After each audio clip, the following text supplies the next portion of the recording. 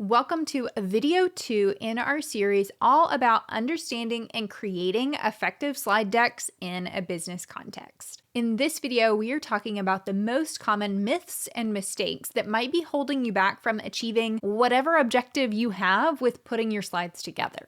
Be sure to watch video 1 for the 4 functions of a presentation. It really lays the foundation for everything that we're going to talk about in this video and all of our other upcoming videos. It dives into everything that we want to consider and optimize for when it comes to building a slide deck at work. Remember that in this series, we are focused on the strategic why, what, and how of building these presentations, so you are able to take this information and apply it to your unique context. Hi there, I'm Jamie, and I'm here to transform how you work. I'm the founder of Career Brilliance, a platform that helps people boost their business savvy and cross more things off their to-do list so they can fast-track their path to leadership and enjoy their workday more.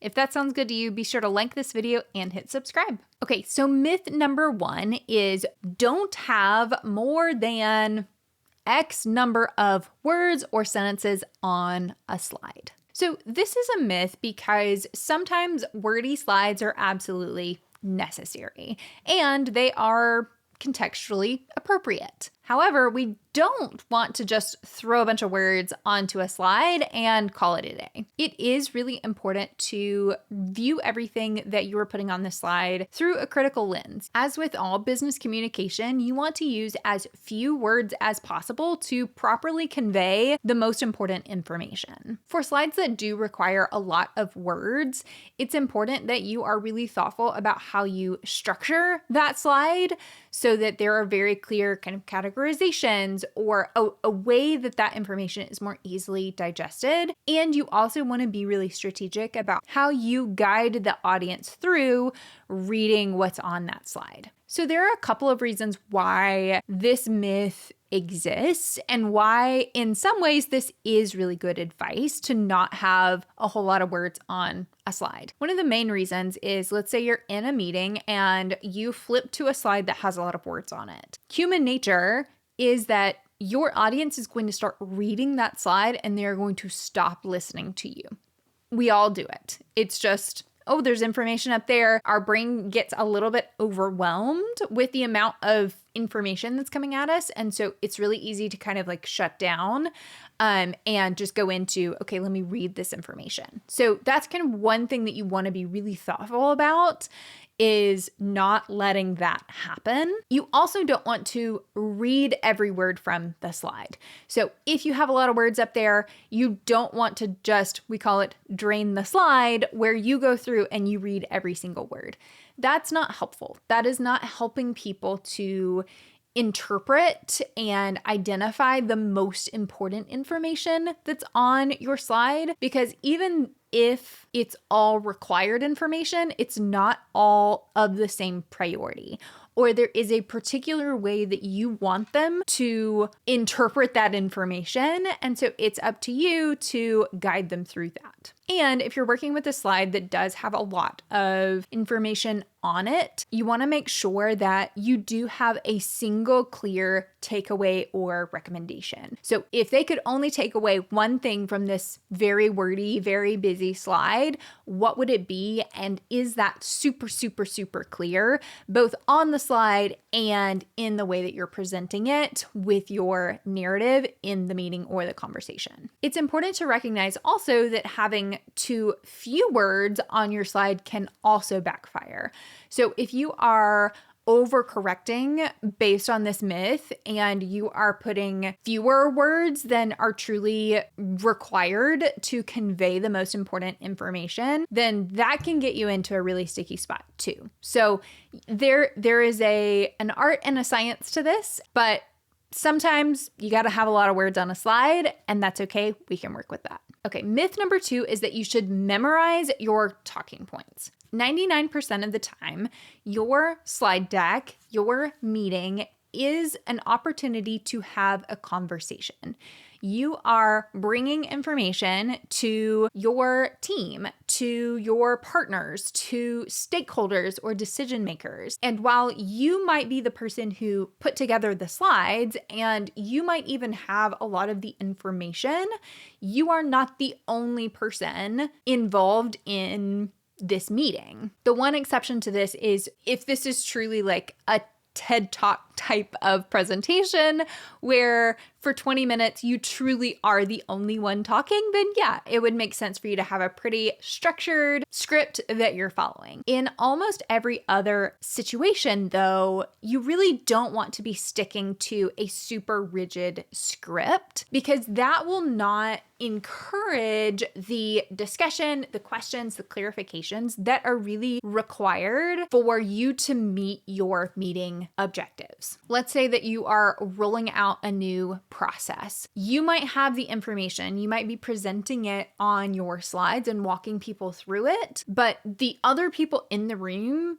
are the ones who are going to be implementing it. And so you want this to be a conversation, a true discussion that yes, you are leading, you are facilitating, but it is still open to them asking questions, asking clarifications, maybe even making suggestions. Because if your objective is to effectively implement this new process, in order to do that, you need the other people in the room to be bought in and to understand what's going on and feel like they can be successful with that. It's not about you getting it right. This is not about you putting together a perfect slide deck and facilitating a perfect meeting. That doesn't exist. It is more important that you keep it open and have it be a conversation. So instead of memorizing your talking points, you should be prepared with notes really for each slide. And also you should know with absolute clarity what the key takeaways are from each slide and from the meeting overall. You should be familiar enough with the content to be able to speak to it. And when it comes to the actual, content that's on the slides, you want to be familiar enough with it that you know what's there and you know why it's there. But if there is a scenario where you do need to read off something from the slide, that's totally okay. You don't need to memorize every number on a data set in order to effectively facilitate a conversation. It's really more about understanding what's the narrative, what's the overall takeaway, and is everybody else in the room on board with that, and you are achieving your business goals. Myth number 3 is that if you work hard enough, you can make a slide self-explanatory. This was a mistake that I made early on, and so I had to reinforce for myself this self-explanatory fallacy. No matter how clear or obvious something might seem to you, it will always require an explanation to someone else. Especially if you are introducing a new concept, a new visual of any sort, data of any sort.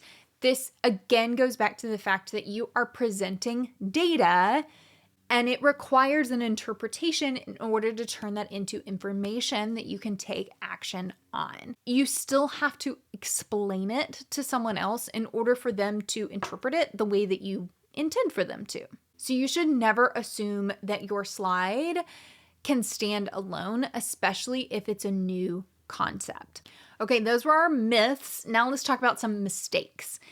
The first mistake that I want to talk about is changing up visuals or language. So we talked about this quite a lot in the first video of this series, but one of the primary functions of your presentation should be to help create and reinforce shared language and visuals, especially for new concepts and things that are more abstract. So if you're creating new projects, products or offerings, customer segments, if you have specific roles or even meetings and processes, all of those things need to have significant names that you can refer to and everyone on your team knows exactly what you're talking about.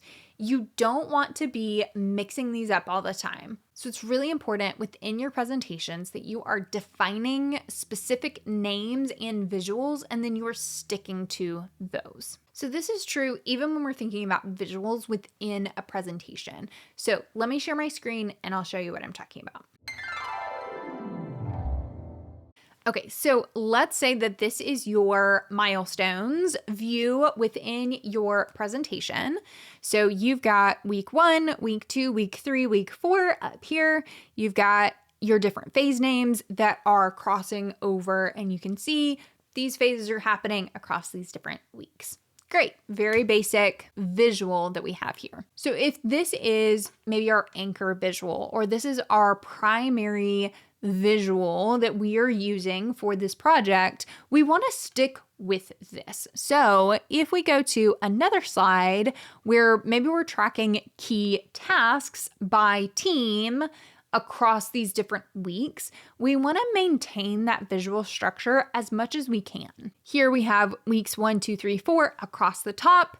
We want to just maintain that with weeks 1, 2, 3, 4 across the top. We even kept the colors the same so that there's a very clear continuity between these different visuals. What we don't want to do is, if this is our milestone view, we don't want to then take weeks 1, 2, 3, 4 and move those to be the row headers. So we don't want to move them, they were up here and now they're over here.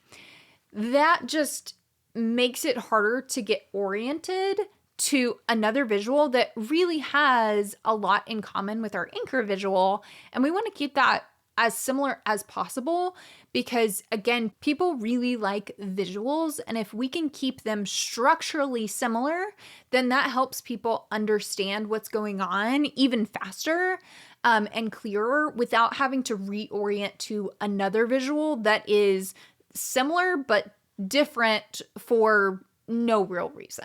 Okay, and our final mistake is sometimes a mistake and sometimes not a mistake. And this is sharing out slides ahead of time. If you have something in your slides that will require an explanation, you should not send that out ahead of time. That is a recipe for confusion, chaos, getting some angry emails, getting a call from your boss saying, "What happened?" This is absolutely a mistake if your slides have a new concept or a new process in them, if they have bad news in them, or if there are lots of numbers or data. Basically anything that really requires the narrative and the explanation, the context setting that comes along with the meeting and the conversation, do not share this out ahead of time. So what if you want people to have something to follow along with during the meeting?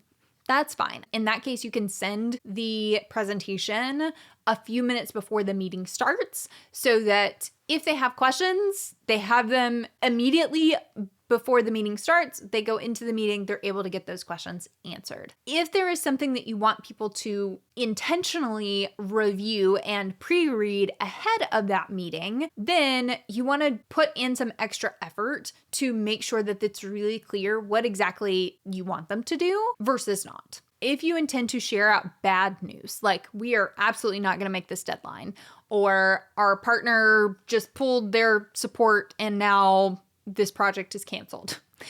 If you're having any of those conversations in a team setting, you should absolutely go to your primary stakeholder first and have a conversation one-on-one or with a small group of people before you drop that bad news into a team setting. You don't want to surprise your primary stakeholder with bad news in a team setting. That's just not going to go well for anyone. However, there are times when it is perfectly okay to send out slides either ahead of time or with no meeting at all.